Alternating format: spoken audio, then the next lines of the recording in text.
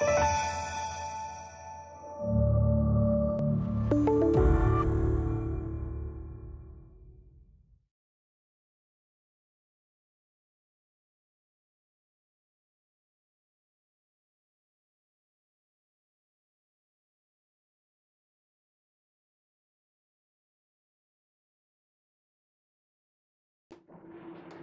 thank you for joining us at the Priory Institute.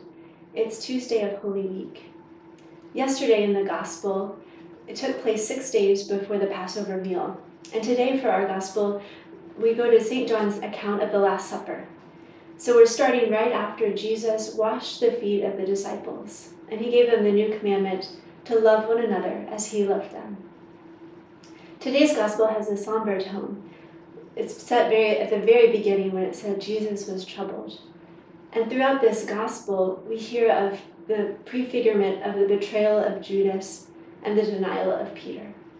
So this is from the 13th chapter of St. John's Gospel, verses 21 to 33 and 36 to 38.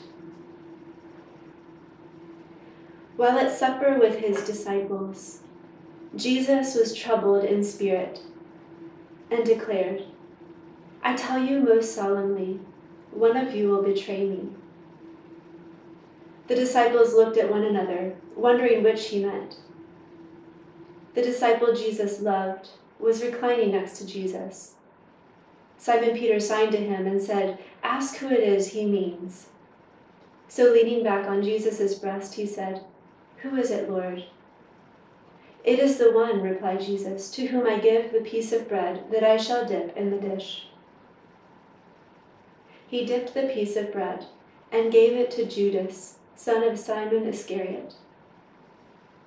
At that instant, after Judas had taken the bread, Satan entered him. Jesus then said, "What you are going to do, do quickly." None of the others at table understood the reason he had said this. Since Judas had charge of the common fund, some of them thought Jesus was telling him, "Buy what we need for the festival," or telling him to give something to the poor. As soon as Judas had taken the piece of bread, he went out. Night had fallen. When he had gone, Jesus said, "Now has the Son of Man been glorified, and in him God has been glorified. If God has been glorified in him, God will in turn glorify him in himself, and will glorify him very soon. My little children, I shall not be with you much longer. You will look for me, and as I told the Jews, where I am going, you cannot come." Simon Peter said, "Lord, where are you going?"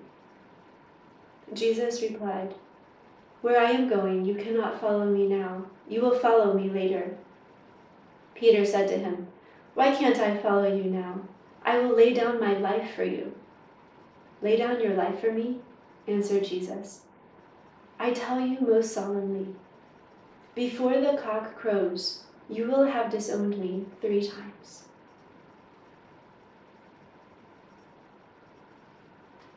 As I said, this gospel has a very somber tone. We see right before this great gift that Jesus invited the disciples to, and then right away, 2 reactions to that gift. Judas already had his mind turned to betrayal of Jesus, so he was not able to receive this gift, and instead went the way of his own selfishness. And then we see Peter, who wants to lay down his life for the Lord, but without the Lord, doing it right now on his own energy. And we can see that Jesus tells him, you will disown me 3 times before the morning, before the cock crows. These are Jesus' closest friends, the 12 he had chosen himself to follow him. And we see 2 right here that miserably failed, a key moment in Jesus' life. So what are we to make of this? How are we to be disciples if those who Jesus himself formed, who he walked with and talked with, if they weren't able to do it, to remain his disciples until the end, at that last moment of his earthly life, how are we to be his disciples? I think we get a little clue here. Jesus says between the 2 predictions of the betrayal and the disowning, he says to the disciples, "My little children." My little children. This word in Greek is only used in the letters of St. John. So only once here in the Gospel of John, and again in the letters. And in the letters of St. John, it was used to describe the community of the Christians, the Christian community. So we get a little prefigurement here of who we're called to be as disciples. We're called to be as children. Elsewhere, Jesus says, "Unless you become like a little child, you cannot enter the kingdom of heaven." So what does it mean to be children? How are we as disciples, as followers of Christ, to be children? Does it mean that we're supposed to be ignorant and just go through life just trusting God will help me? I think when he's referring to being children, he's referring to the dependence that the child has on the Father. A little child can't even, when their child is born, they can't clothe themselves, they can't feed themselves. They rely on their parents for everything. And as disciples of Christ, we too are called to rely on him completely. Judas in his betrayal relied on himself, his own knowledge of what he thought was true and good, his own desires. Peter too relied on himself, his own power of laying down his life. But our power as Christians, our ability to lay down our lives, comes from Jesus, from his own self-laying down of his life. It's when we are united with Christ, when we are children of the Father, that we can follow him, and that we can lay our lives down for him as he laid them down for us.